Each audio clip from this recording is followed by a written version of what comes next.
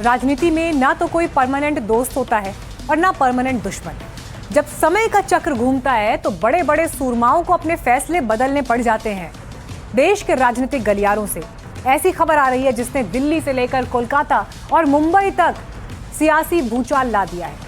शरद पवार की एनसीपी और ममता बनर्जी की टीएमसी को कांग्रेस से तालमेल की नहीं, विलय की, सही सुन रहे हैं आप, विलय की सलाह दी जा रही है।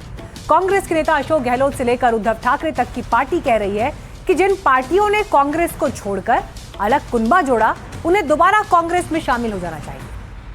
सबसे खास बात यह है कि एनसीपी हो या फिर टीएमसी, दोनों में से किसी ने भी इसे उस तरह खारिज नहीं किया जिसकी उम्मीद थी।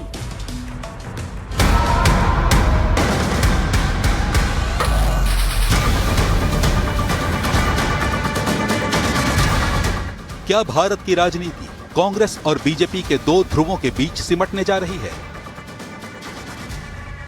क्या 90 के दशक से शुरू हुआ क्षेत्रीय दलों का दौर इतिहास बनने की कगार पर है? बदलाव प्रकृति का नियम है, लेकिन यह इन दिनों राजनीति पर लागू होता नजर आ रहा है।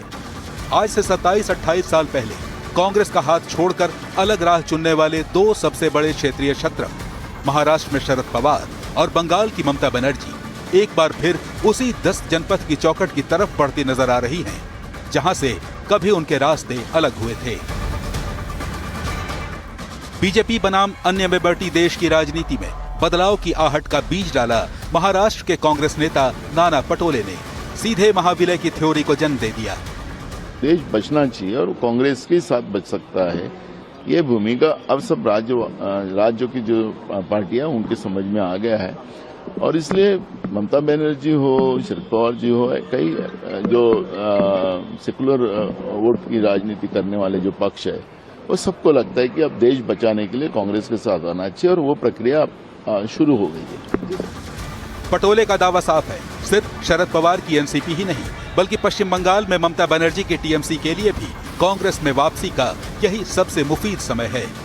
ममता बनर्जी ने 1998 में कांग्रेस छोड़कर टीएमसी बनाई। शरद पवार ने 1999 में कांग्रेस छोड़कर एनसीपी बनाई।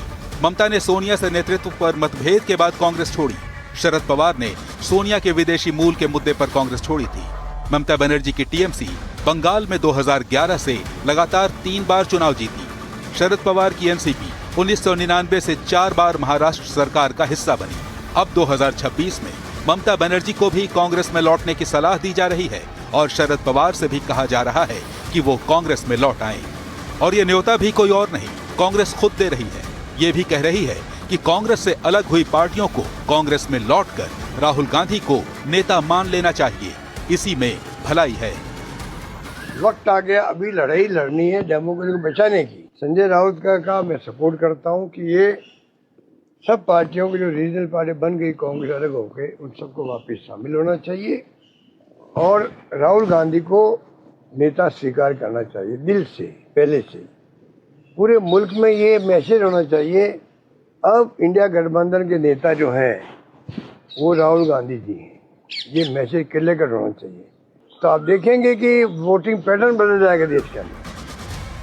खास बात यह है कि विपक्ष के महामिलन पर कांग्रेस के दिग्गज ने जो बात कही, पहले वही बात उद्धव ठाकरे की शिवसेना कह चुकी थी। संजय राउत ने तो सीधे सीधे इशारा किया कि एक हो जाओ वरना खत्म हो जाओगे। नसीहत की शुरुआत ममता पर तंज से की, ये अलग बात है। ममता बनर्जी कल तक कांग्रेस का नाम लेने से बहुत कतराती थी, गुस्सा आता था, लेकिन जब संकट में आ गई, जब उनके ऊपर हमले शुरू हो गए, उनको हराया गया, तब सबसे पहले उनको कांग्रेस की याद आ गई। होना चाहिए ऐसा। तो मैंने कहा कि आप, ये समय है कि कांग्रेस पार्टी से जो जो फैक्शन बाहर निकले थे, नेता बाहर निकले थे और उसने अपने अपने दल खड़े किए, चाहे महाराष्ट्र हो, चाहे पश्चिम बंगाल हो, चाहे उड़ीसा हो, चाहे तेलंगाना हो, चाहे आंध्र हो, सभी ने कांग्रेस में आकर कांग्रेस के झंडे के नीचे अपनी नई शुरुआत करनी चाहिए और कांग्रेस को मजबूत करना चाहिए। मेरे ख्याल से ये ऑफर अच्छी है, ये ख्याल अच्छा है।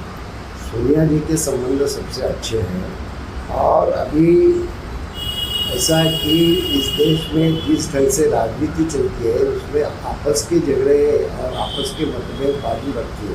एक ही विचार है ना, कांग्रेस का विचार और टीएमसी के विचारों में क्या फ़र्क है, कांग्रेस का विचार और शरद पवार साहब के विचारों में क्या फ़र्क है। मेरे ख्याल से शरद पवार साहब को भी साथ में लेना चाहिए। इस बयान के बाद जब सियासी गलियारों में सुगबुगाहट तेज हुई तो सबसे बड़ा सवाल शरद पवार के रुख पर उठा, क्योंकि शरद पवार ने मई 2024 में ही बड़ी भविष्यवाणी कर दी थी। शरद पवार ने कहा था कि अगले 2 वर्षों में कई क्षेत्रीय दल अपने अस्तित्व और हितों को देखते हुए कांग्रेस में लौट सकते हैं। लेकिन जब संजय राउत की सलाह का हवाला देते हुए उनकी बेटी और सांसद सुप्रिया सुले से सवाल पूछा गया तो बेहद मंझे हुए राजनेता का जवाब सामने आया। एक सशक्त लोकतंत्र में हर एक को अपना मन की बात कहने का अधिकार है। तो संजय राउत जी हमारे लिए, मेरे लिए व्यक्तिगत मेरे बड़े भाई हैं, तो उन्होंने एक अच्छा सुझाव दिया है, लेकिन वो सर आँखों पे। क्या होगा कैसे होगा ये वक्त ही बताएगा। और जो तृणमूल कांग्रेस में होता है वो हम सह चुके हैं। पहले शिवसेना तोड़ी, उसके बाद एनसीपी तोड़ी, अब तृणमूल की बारी, तो हम ये भुगत चुके हैं। देखिए अभी अगर बारिश आई तो मैं छाता लूँगी कि रेनकोट, अभी मैंने तय नहीं किया है, बारिश तो आने दो फिर देखें। सुप्रिया सुले का ये बयान क्या बताता है? क्या जल्द ही शरद पवार की एनसीपी का कांग्रेस में विलय हो सकता है? क्या दोनों पार्टियों में विलय की बातचीत शुरू हो चुकी है? क्या बातचीत की गाड़ी शर्तों के सिग्नल पर अटकी है? इनके खिलाफ लड़ने वाले इक्का दुक्का लड़ने से अच्छा हम इकट्ठा लड़े। हालांकि इसका निर्णय हमारे नेता सोनिया गांधी, हमारे राहुल गांधी, खारगे साहब, यही उन्हीं के लेवल पे होगा। हमारे लेवल पे ये सारी नहीं होती। पर लोग भी यही कह रहे हैं, आप अलग अलग जो लड़ रहे हैं, मर्जर की बात मैं बाद में नहीं कर रहा हूँ। मर्जर होगा नहीं होगा वो डिसाइड करेंगे, लेकिन मिलके लड़ाई इनके खिलाफ लड़ने का वक्त आया है और हम लड़े। एक तरफ कांग्रेस और उद्धव ठाकरे की शिवसेना कह रही है कि बीजेपी से लड़ने के लिए ये एक होने का सबसे शानदार मौका है, तो दूसरी तरफ एनडीए इस पर तीखा तंज कस रहा है। कांग्रेस से जो अलग हो गए, उन्होंने कांग्रेस में जाना चाहिए कि नहीं जाना चाहिए, ये डिसाइड करने वाला संजय राउत कोई होता नहीं। वो कोई कांग्रेस का प्रवक्ता है क्या? शरद पवार के साथ कभी कांग्रेस के साथ, अरे कभी तो वो उबाटा के साथ भी रहो। लेकिन विपक्ष अपने गणित और ग्रामर पर काम कर रहा है। कांग्रेस से बगावत करने वाली ममता बनर्जी 28 साल बाद सोनिया गांधी के गले लग रही हैं और ये सोचने पर मजबूर कर रही हैं कि क्या दीदी घर वापसी की तैयारी में हैं। इस सवाल पर टीएमसी में 3 सुर हैं। कोई विलय नहीं होगा, सब गलत खबर है। अलायंस में चुनाव लड़ा जाएगा और अलायंस में ही रहा जाएगा। अगर मगर मैं नहीं जाना चाहता हूँ। कांग्रेस के साथ एक साथ काम करना जरूरी है, इतना मैं बोल सकता हूँ। वो मर्ज होगा कि अलायंस होगा ये बाद में देखा जाएगा। इसके ऊपर हमारा कोई कमेंट नहीं है। दिल्ली में क्या मीटिंग चल रहा है उसके ऊपर एक भी शब्द नहीं बोलूंगा। सोनिया जी कांग्रेस का लीडर है, ममता जी हमारा लीडर है, तो राहुल जी उनका लीडर है, अभिषेक हमारा लीडर है। इतना ईफ्स एंड बट्स के ऊपर कोई कमेंट नहीं होता है। यानी कांग्रेस में विलय होगा या नहीं, इस पर खुलकर न तो एनसीपी ने जवाब दिया न टीएमसी बोल रही है। लेकिन चर्चाएं हैं तो इनके पीछे नफा नुकसान का सियासी गणित भी है, क्योंकि दोनों ही पार्टियां आज के दौर में संगठन से जुड़े सबसे बड़े संकट से गुजर रही हैं। टीएमसी का कांग्रेस में विलय होता है तो बागियों के लिए दल बदल विरोधी कानून से बचना मुश्किल होगा। नाम निशान और सांसद विधायकों का नुकसान उठा चुकी एनसीपी एससीपी को एक स्थापित राष्ट्रीय बैनर मिल जाएगा। दोनों पार्टियों को बीजेपी विरोधी वोट के बिखराव का नुकसान भी नहीं उठाना होगा। अलग अलग टुकड़ों में बटी विपक्षी ताकत एक होकर एनडीए को सीधी टक्कर दे पाएगी। लेकिन विलय से फायदा सिर्फ टीएमसी और शरद पवार को होगा या कांग्रेस को भी? दरअसल पुराने पलने पलटें तो साफ हो जाता है कि एक के बाद एक राज्यों से हुए कांग्रेस के सफाये में उन्हीं पार्टियों ने सबसे बड़ी भूमिका निभाई जो कांग्रेस से अलग हुई थी। 1998 में कांग्रेस से टूटकर टीएमसी बनी। उसने बंगाल में कांग्रेस को तीसरे चौथे नंबर की पार्टी बना दिया। 1999 में शरद पवार ने एनसीपी बनाई। एनसीपी के गठन के बाद महाराष्ट्र में कांग्रेस को कभी अपने दम पर पूर्ण बहुमत नहीं मिला। 2011 में वाईएस जगनमोहन रेड्डी ने वाईएसआरसीपी बनाई। इसके बाद आंध्र प्रदेश में कांग्रेस पूरी तरह शून्य पर आ गई। इसलिए कांग्रेस में टीएमसी और एनसीपी की वापसी की चर्चाओं पर वामपंथी दल चुटकी ले रहे हैं। कांग्रेस वो appeal they want to come to power, but the way they are moving, they are only going distance. विपक्ष को इतना तो समझ में आ गया है कि वोट हो या सांसद विधायक, बिखराव रोकना है तो एक होना होगा। लेकिन सवाल है कि क्या ये इतना आसान है? क्या ममता बनर्जी बंगाल में कांग्रेस को स्पेस देने को तैयार होंगी? क्या महाराष्ट्र कांग्रेस के नेता शरद पवार और सुप्रिया सुले का नेतृत्व मानेंगे? यूपी में 3 तलाक की शिकार मुस्लिम महिलाओं और एसिड अटैक सर्वाइवर्स को सरकारी मकान भी मिलेगा और मुफ्त इलाज की सुविधा भी। ये कोई साधारण प्रशासनिक घोषणा नहीं है, ये तुष्टीकरण की परंपरा वाली राजनीति के बीच सशक्तिकरण की नीति है।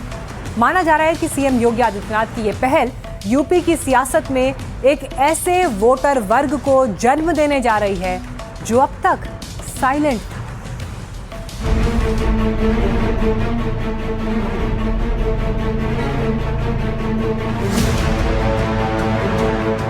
भारत की आस्था को अपमानित करना कौन लोग थे जो अपना जन्म सिद्ध अधिकार समझ लिए थे? अगर एक घर हम लोगों को हमारे नाम से मिलेगा तो उसकी पहचान ही एक अलग होगी।